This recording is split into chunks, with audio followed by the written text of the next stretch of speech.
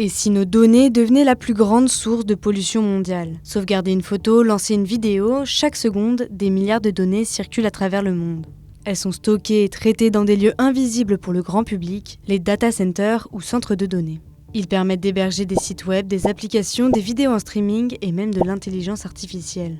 En France, on en compte plus de 300 et leur nombre ne cesse d'augmenter. Mais derrière ces infrastructures essentielles à notre vie numérique se cache un impact environnemental colossal.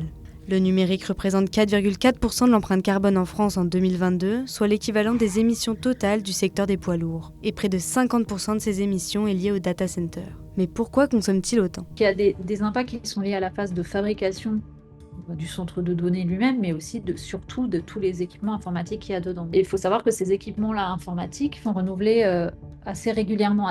Après, il faut alimenter en électricité, donc tous ces équipements, ça consomme beaucoup d'électricité, donc ça émet beaucoup de chaleur, en fait, donc il faut refroidir. Donc, il y a une consommation d'eau qui est importante aussi pour la phase de refroidissement.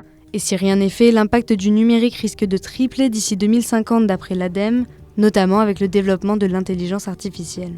Certes, ils sont pointés du doigt, bien entendu, parce qu'ils ont un impact sur l'environnement, mais beaucoup de ces acteurs-là, parmi ceux avec lesquels j'ai l'occasion d'échanger, œuvrent en fait pour essayer de réduire cet impact environnemental à différents niveaux. Certes, ça pourrait être encore mieux, mais aussi sont tributaires quelque part de leurs clients. Puis en bout de chaîne, il y a nous, c'est-à-dire le consommateur final, que ce soit en entreprise ou dans le grand public, dans les usages qu'on fait. Est-ce qu'on a besoin systématiquement de recourir, par exemple, à une intelligence artificielle pour, j'allais dire, générer des images de chats? Ça pose quand même une question de fond.